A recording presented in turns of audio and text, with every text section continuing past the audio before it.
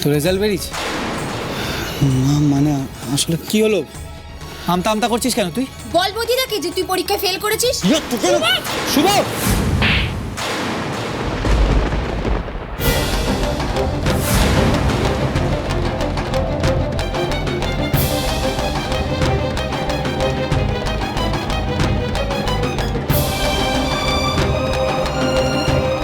বেশ হয়েছে।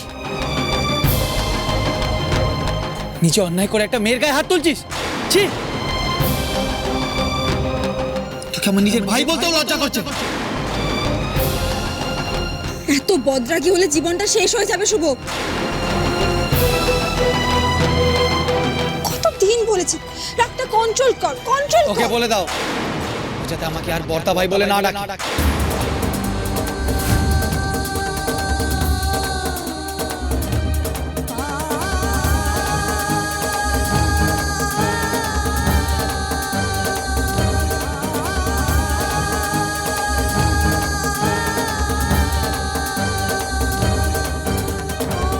বর্দা ভাই,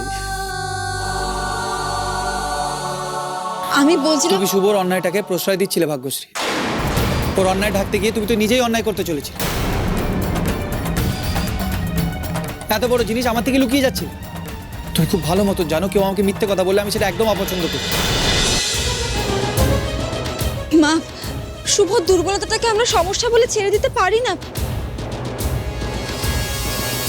ওকে তো আমাদের সাহায্য করতে হবে যাতে ও নিজেকে শুধরে নিতে পারে। আর কবে শুধরবে ভাগ্যশ্রী? দিনের পর দিন ওর রাগ তো বেড়েই চলেছে।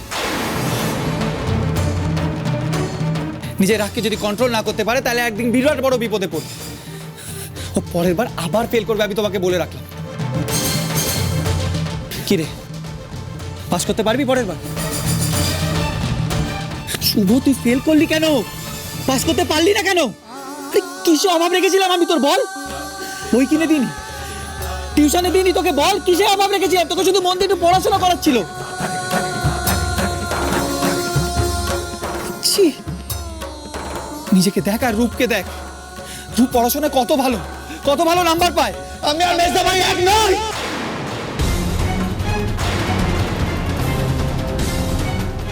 আমার সাথে মেজদা ভাই তুলনা করবি না। শুভ, কিভাবে কথা বলছিস বর্দা ভাইয়ের সঙ্গে তুই? কোথায় রূপদার, কোথায় তুই? তোদের দুজনের কোনো তুলনাই হয় না।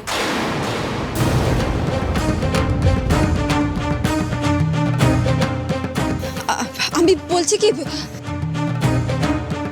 আমার ভুল হয়ে গেছে। শুভ, ক্ষমা চা।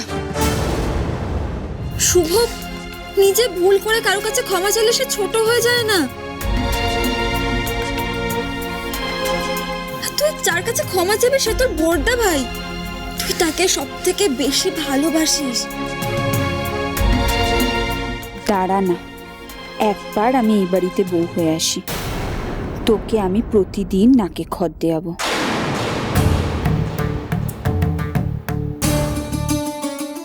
বর্দা ভাই সরি, আমার কাছে কাউকে ক্ষমা চাইতে হবে না।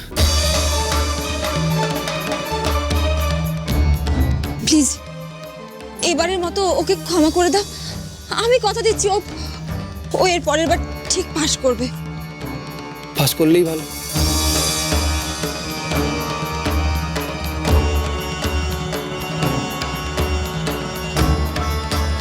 সবার আগে আমাকে শুভর পথ মেজাজটাকে কমাতে হবে, এই রাগটাকে কন্ট্রোল করা শেখাতে হবে শুভকে।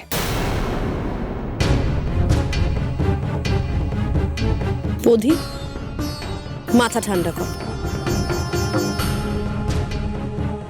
হ্যাঁ মা, বলো। তুই রিয়াকে ও বাড়িতে পৌঁছে দিয়ে আয়।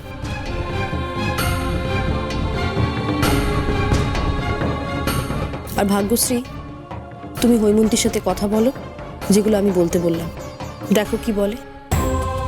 ঠিক আছে মা।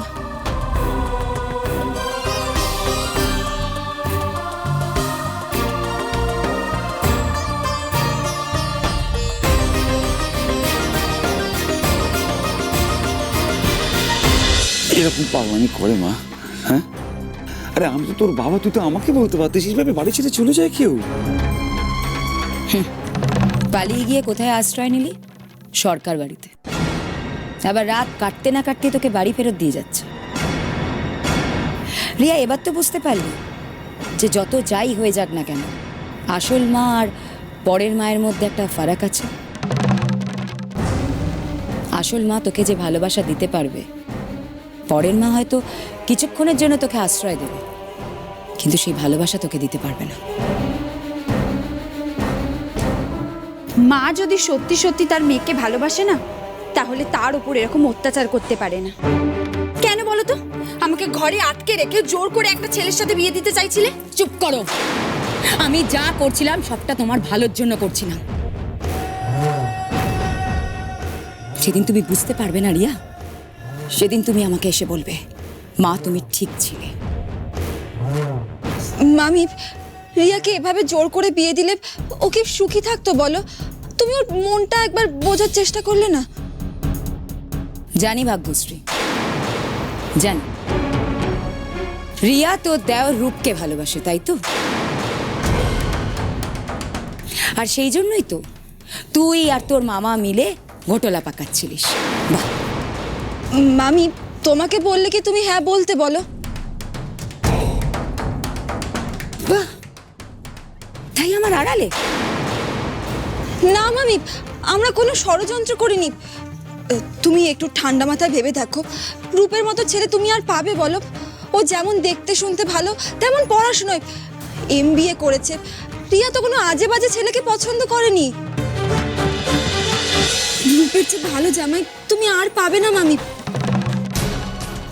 আর লক্ষ্মী স্টোর্স বন্ধ হবার জন্য এত সমস্যা হচ্ছিল, তো সেই লক্ষ্মী স্টোর্স তো এখন খুলে গেছে, আবার ভালো ব্যবসা করছে। মামি, তুমি তো জানো বলো সেটা?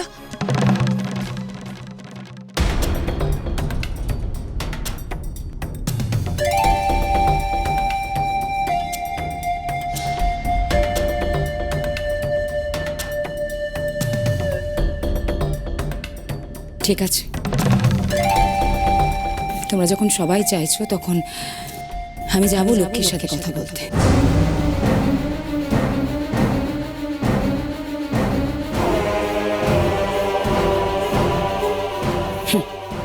হাজার হোক, লক্ষ্মী যখন বিয়ের প্রস্তাব পাঠিয়েছে, তখন তার উত্তরটা তো আমাকেই দিতে যেতে হবে।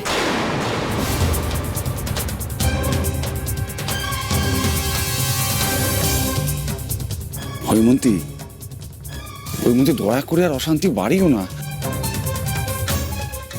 একটু আমাদের মেয়েটার কথা ভাবো, ওর জীবনটার কথা ভাবো। তুমি কেন বারবার করে এটা ভাবো বলো তো, যে আমি সারাক্ষণ শুধু অশান্তি করতে চাই?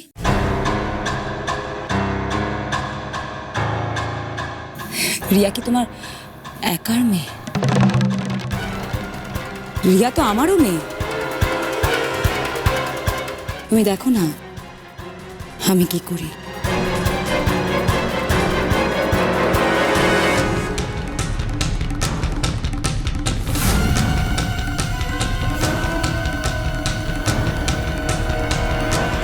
হৈমন্তী কাকিমা আবার মাকে গিয়ে কি বলবে? জানি না। শোন, আমি গিয়ে তোর মামিকে বোঝাবো, চিন্তা করিস না। বাপ হয়ে মেয়ের জন্য এটুকু করতে পারবো না? তুমি তো বোঝাবে মামা, কিন্তু শেষ পর্যন্ত মামি মায়ের কাছে ক্ষমা চাইবে তো?